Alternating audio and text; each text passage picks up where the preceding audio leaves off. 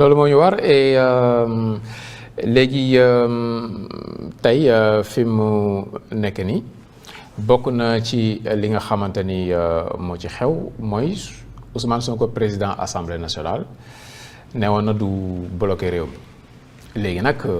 dafa mel ne mer na nee na ay motion de censure lay annoncé waa palais notamment Al Aminou Lo tontu na ko est-ce que dañuy dem ci benn crise institutionnelle wala ay kii la nii rek. Alors les germes d'une crise institutionnelle sont en place bien entendu ba Ousmane Sonko demee Assemblée nationale. Moi j'ai dit que Assemblée nationale ne va servir que comme une arme pour c'est tout du amul du fa génn xam-xam du fa wax droit du fa wax lu kii la preuve keroog bañ jàppee Abdou Mbow génn ko de cette manière là nga xam ne Assemblée c'est une arme c'est-à-dire que teguñu ko fenn mu nekkoon dans ses droits mais ñu kii ko ce qu'on condamne encore une fois. Je l'ai dit depuis le début c'est-à-dire que dañu nekk ñoom ci xeex boo xamante ne le gars est allé se réfugier à l'Assemblée nationale refuge boo xamante ne loi d'accord ko constitution d'accord ko dara d'accord ko il a profité d'un angle mort. Ce que j'appelle un angle mort mooy justement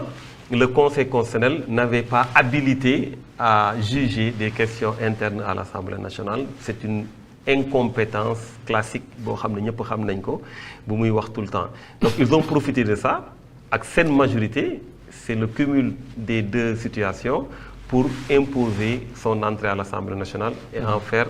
le président de l'Assemblée nationale. Donc tey encore une fois refuge boobu moo ko indi beneen bi nag mooy ils vont faire face au kii exécutif par rapport aux armes de l'Assemblée nationale. Je l'ai toujours dit c'est-à-dire que loolu mooy lu may wax rek li may wax toujours day ñëw je l'avais écrit je l'avais dit tey fa lañ nekk. J'avais même dit que loi bi su jàllee dinañ gis encore pire dinañ gis yeneen parce que il va pas s'arrêter parce que moom nekkul ci benn station pour liggéey lu mu xam mooy confrontation ak règlement de compte ce qu'il faisait. jàpp nga ne dina yegg ci daaneel gouvernement. mais motion de censure am na possibilité def ko bien entendu. mais loo xam dina ci yegg. est-ce que du am ci menace rek. non parce que tamit ñoom dem au conflit mën na leen bañ a arranger situation bi doy na quoi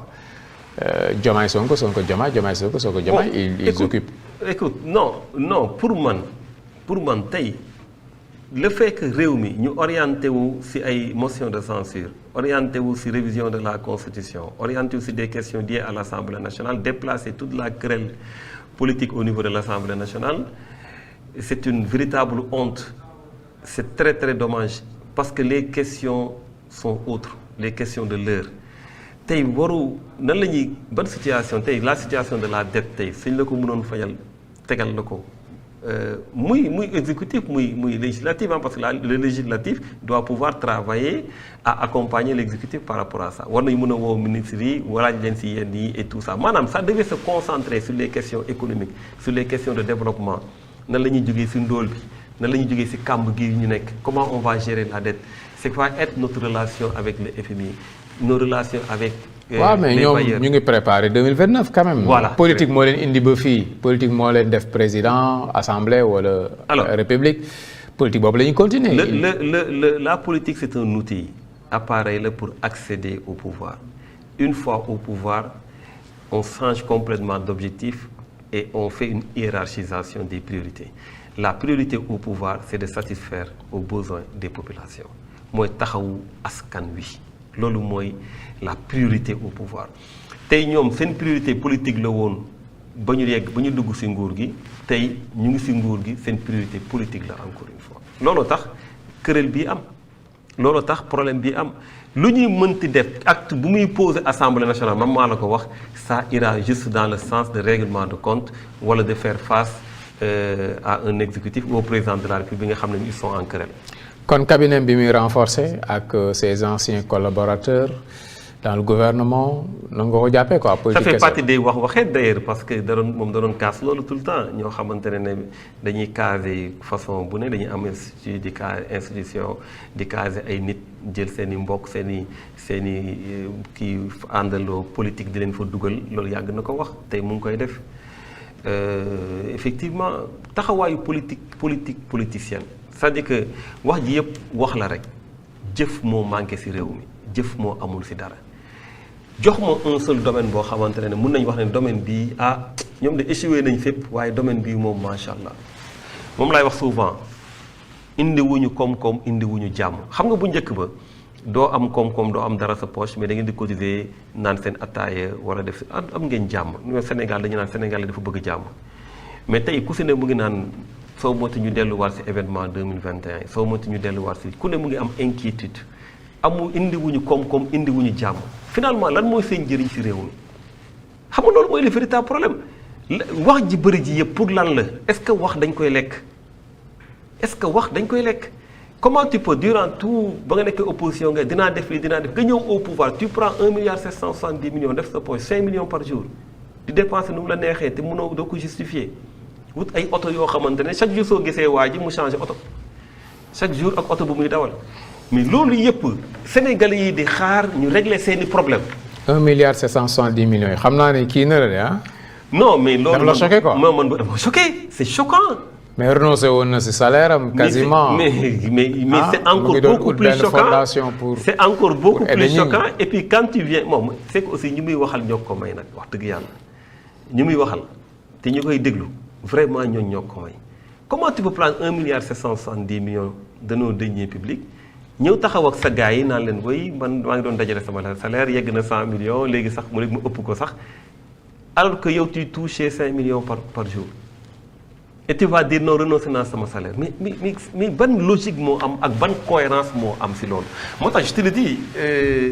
c'est fini seytaane nag wala je sais pas yàlla nag mën na lu ne c'est-à-dire que tey peut-être que mën nañ mériter yenn yi wala kii peut-être yàllaa xam mais si xool du point de vue de la cohérence képp koo xam ne bëgg nga Sénégal jàppale nit parce que du ma ne ñu ko jàppale ñëpp lii wala la déedéet ñu ci bëri si ñoom dañ ko jàppale de bonne foi dañ bëgg réew mi changer dañ bëgg changement sénégalais dañ ko bëgg damay wax souvent damay yërëm sénégalais yi parce que ku ñëw changement leen di jaay changement boobu ñu bëri moo taxoon ñu jàppale ko mu wax leen lii laay def mu toog une fois au pouvoir ngeen koy xool muy dérouler lu mu njëkk a def mooy jël alal teg lu mu njëkk a def d'abord mooy setal boppam si lépp maanaam li fi xew yëpp ay nit dee nañu et cetera du ma si dara setal naa sama bopp mu jël loi d'amnistie bi jugement bi ñu teg ko mu ne moom génn na. deuxièmement jël alal teg si dugal si poche am wala kooku après léegi mu ne woy dañu am dette cachée dañu am lii plombé toute l'économie de ce pays là te joxewul benn solution ban la wax ne moom lay génne. du na presse bi lan la génne en termes de revenu. année bii nii sur les 4 mois on est à 62 milliards non à 63 milliards sur les 4 mois à 63 milliards xam nga lan la ñaan lañ doon wut. 762 milliards. on est très loin du compte très loin parce que presse bi mënul mënul indi dara parce que dëkk bi dafa ndóol. waaw mais ñoom promettre nañ ne dinañ def plus de fiscalité beaucoup plus d'impôts en tout cas fii ak 2029. dañ dajale plus de 6 000 milliards voilà 18 000 milliards sax loolu lépp dinañ ko jël ci biir réew mi ci impôt yeeg voilà. mais moom laa lay wax d'abord trop d'impôt tue l'impôt pour commencer trop d'impôt tue l'impôt ça c'est clair pour commencer deuxièmement